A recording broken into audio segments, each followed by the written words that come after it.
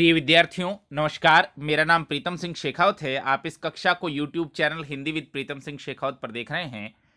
RPSC द्वारा आयोजित वरिष्ठ अध्यापक और स्कूल व्याख्याता भर्ती परीक्षा के लिए हम पाठ्यक्रम को तैयार कर रहे हैं और साहित्य इतिहास की गद्य विधाओं को पढ़ते हुए आज हम यात्रा वृत्तांत, संस्मरण, रेखा चित्र इत्यादि विधाओं की प्रमुख रचनाओं को पढ़ रहे हैं। देखना शुरू करिए।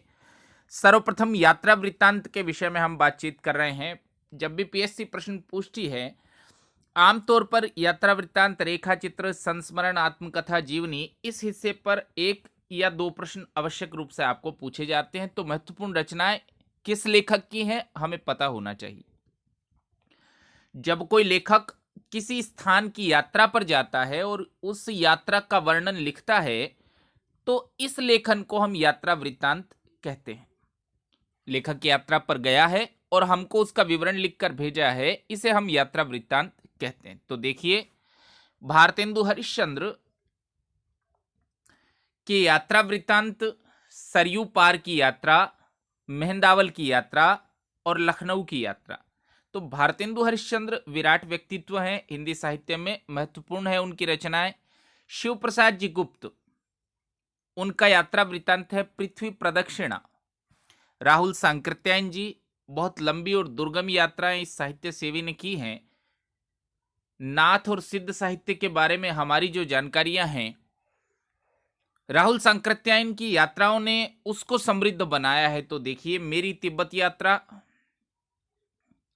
मेरी लद्दाख यात्रा, किन्नर देश में, रूस में 25 मास, चारों रचनाएं बहुत प्रसिद्ध रचनाएं। देखिए, जब मैं पीडीएफ लिख रहा हूं, कक्षा कर रहा हूं, तो केवल महत्वपूर्ण रचनाओं के विषय में हम लोग बातचीत कर रहे हैं, इसलिए इन रचनाओं को तो आवश्यक रूप से आप याद करिए। रामवृक्ष बेनीपुरी जी, दो रचनाएं उनकी यात्रा वृत्तांत, पैरों में पंख बांधकर और उड़ते चलो उड़ते चलो। अज्ञेय जी प्रयोगवादी कवि के रूप में अधिक ख्यात है, पर उनकी ये जो रचनाएं हैं, अरे यायावर रहेगा याद और एक बूंद सहसा उछली, एक से अधिक परीक्षाओं में मैंने इन पर प्रश्न देखे हैं। यात्रा वृत्तांत यशपाल जी का यात्रा वृत्तांत है लोहे की दीवार के दोनों ओर। प्रभाकर माचवे जी का यात्रा वृत्तांत है गोरी नजरों में हम। बहुत प्रश्न इस पर पूछे गए हैं, देखना शुरू करिए। मोहन राकेश जी का यात्रा वृत्तांत है आखिरी चट्टान तक। आखिरी चट्टान तक उनका यात्रा वृत्तांत है। डॉक्टर रघुवंश का यात्रा वृत्तांत है हरी घाटी। धर्मवीर भारती जी का यात्रा वृत्तांत है यादें यूरोप की। निर्मल वर्मा जी का यात्रा वृत्तांत चीड़ों पर चांदनी। महत्वपूर्ण मार्क करिएगा, बहुत पूछा गया प्रश्न है। डॉक्टर नगेंद्र की यात्रा वृत्तांत है प्रवासी की यात्राएं। श्रीकांत वर्मा जी का यात्रा वृत्तांत है अपोलो का रथ। अमृतलाल वेगड़ जी का यात्रा वृत्तांत है सौंदर्य की नदी। नर्मदा, बहुत अच्छा सुंदर यात्रा वृत्तांत। नर्मदा की परिक्रमा करना, मध्य प्रदेश में जिन इलाकों में नर्मदा बहती है वहां एक धार्मिक परंपरा की तरह किया जाता है। अमृतलाल जी वेगड़ ने कैसे नर्मदा की परिक्रमा की है उसका वृत्तांत है सौंदर्य की नदी नर्मदा। और आप लोगों के लिए सूचना की कक्षाओं की PDF Telegram channel Hindi with Pritam Singh Shekhawat पर उपलब्ध है। आप लोग इस टेलीग्राम चैनल पर जाकर ये जो कक्षाएं होती हैं उनकी पीडीएफ प्राप्त कर सकते हैं। नासिरा शर्मा जी का यात्रा वृत्तांत जहां फव्वारे लहू रोते हैं, ईरान की यात्रा के विषय में बहुत महत्वपूर्ण उनका यात्रा वृत्तांत। उपन्यासकार के रूप में भी नासिरा शर्मा जी बहुत महत्वपूर्ण है। कमलेश्वर जी का यात्रा वृत्तांत है आंखों देखा पाकिस्तान। और ओम थानवी जी का यात्रा वृत्तांत है मुअनजोदड़ो। यात्रा वृत्तांत बहुत प्रसिद्ध यात्रा वृत्तांत है। एनसीईआरटी में कक्षा 11-12 की किसी एक पुस्तक में मुअनजोदड़ो जो पाठ चलता है वो इसी यात्रा वृत्तांत से लिया गया है। ओम थानवी जी का यात्रा वृत्तांत है मुहनजोदड़ो। अगली विधा देखते हैं हम, संस्मरण और रेखाचित्र। संस्मरण और रेखाचित्र दोनों संस्मरणात्मक गद्य विधाएं हैं, किसी को याद करके लिखी गई गद्य विधाएं हैं।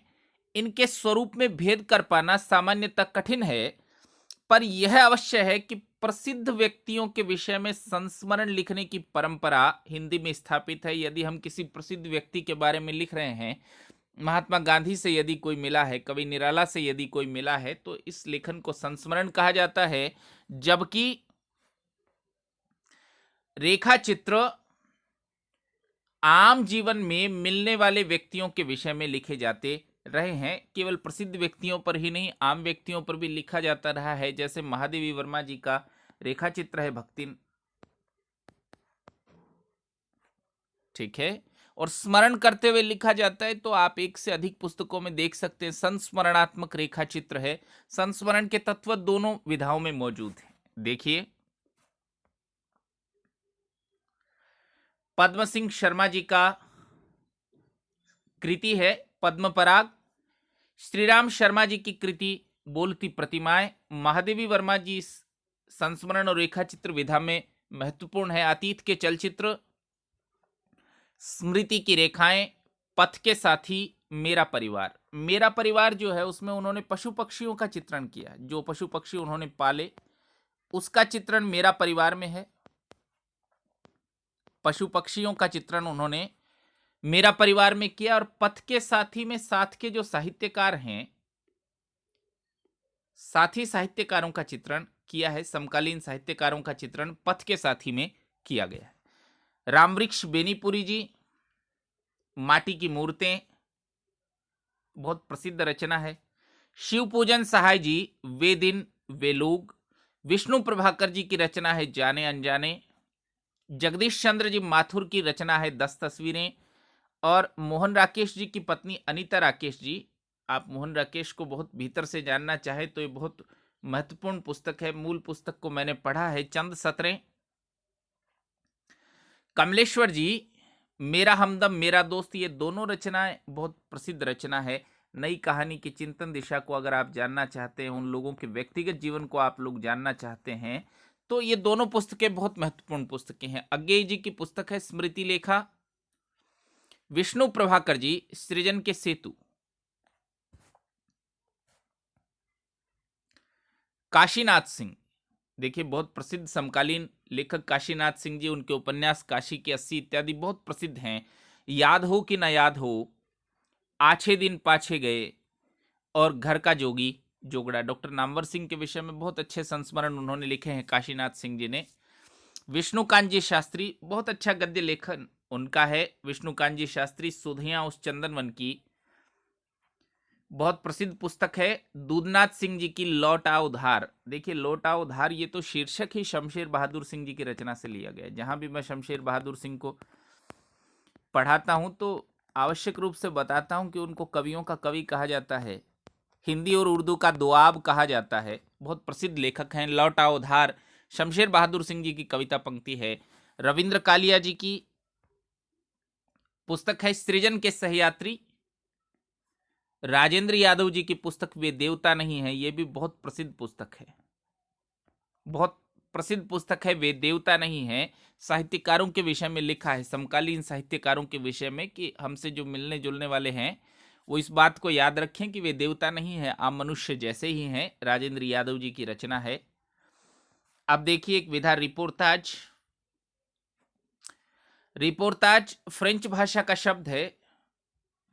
किसी घटना या दृश्य की रिपोर्ट कलात्मक या साहित्यिक रूप में लिखी जाए तो इसे रिपोर्टाज कहते हैं। कलात्मक या साहित्यिक रूप में अगर वो लिखी जाए रिपोर्ट, उसे हम रिपोर्टाज कहते हैं। तो शिवदान सिंह जी चौहान की लक्ष्मीपुरा हिंदी का प्रथम रिपोर्टाज माना जाता है। रूपाप पत्रिका में प्रकाशित हुआ, इसलिए बहुत महत्वपूर्ण है। मौत के खिलाफ जिंदगी, ये भी बहुत महत्वपूर्ण है। शिवदान सिंह जी चौहान का लक्ष्मीपुरा और मौत के खिलाफ जिंदगी। रांगे राघव जी, तूफानों के बीच, बहुत महत्वपूर्ण रचना है। शिव सागर जी मिश्र, वे लड़ेंगे हजार साल। वे लड़ेंगे हजार साल 1965 में भारत पाकिस्तान युद्ध का चित्रण करता है। भारत पाकिस्तान का जो युद्ध 1965 में हुआ, उसकी रिपोर्ट उन्होंने की है वे लड़ेंगे हजार साल। बहुत प्रसिद्ध रचना है। और धर्मवीर भारती जी की युद्ध यात्रा, देखिए धर्मवीर भारती जी की युद्ध यात्रा जो है, ये पुस्तक 1971 के भारत पाकिस्तान युद्ध, इस पर प्रश्न पूछा भी जा सकता है। धर्मयुग के संपादक रहते हुए उन्होंने ये आलेख लिखे हैं, रिपोर्टाज। तो 1971 में भारत पाकिस्तान का जो युद्ध हुआ, या परीक्षा में पूछा जा सकता है कि बांग्लादेश का मुक्ति संग्राम, मुक्ति वाहिनी ने कैसे युद्ध किया, भारतीय सेना ने उनका कैसे सहयोग किया, वो छापामार युद्ध कैसे करते थे, बातचीत सब किन स्थितियों में हुई, युद्ध यात्रा, इस रिपोर्टाज में धर्मवीर भारती जी ने लिखा है। विवेकी राय जी, जुलूस रुका है, और फणीश्वरनाथ रेणु जी के रिपोर्टाज है ऋणजल धनजल, श्रुत अश्रुत पूर्व और नेपाली क्रांति कथा। नेपाल की जो क्रांति है, लोकतांत्रिक क्रांति, उससे फणीश्वरनाथ रेणु सीधे संबद्ध रहे हैं। तो अब बहुत महत्वपूर्ण पुस्तकें हैं तीनों, ये रचनाएं हैं। आप सभी लोगों को बहुत धन्यवाद, इनको बार बार पढ़कर तैयार करिए।